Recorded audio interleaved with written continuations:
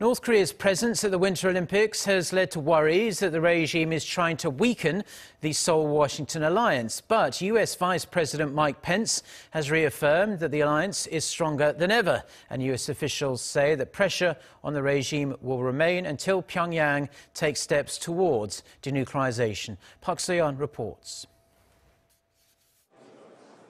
With the high-ranking delegations from both the U.S. and North Korea having returned to their home countries, the question now is whether North Korea's Olympic charm offensive could possibly drive a wedge between South Korea and its allies and weaken international solidarity in pressuring the Kim Jong-un regime.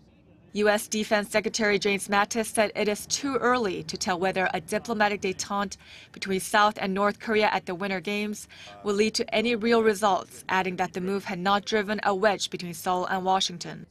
Clearly, it's too early to say if this, using the Olympics in a way to reduce tension, if that's going to have any traction once the Olympics are over. We can't say right now.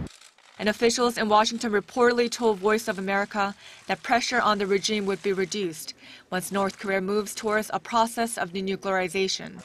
U.S. Vice President Mike Pence, who had visited South Korea for the opening of the Winter Games, was confident about the strategy of pressuring the Kim Jong-un regime.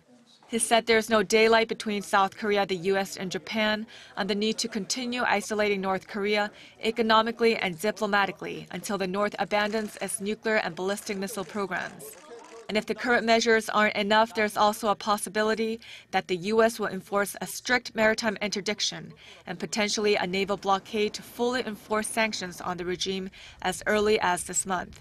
If realized, it will deal a huge blow to the North Korean economy, already crippled by the series of sanctions imposed by the international community. Soyun, Arirang News.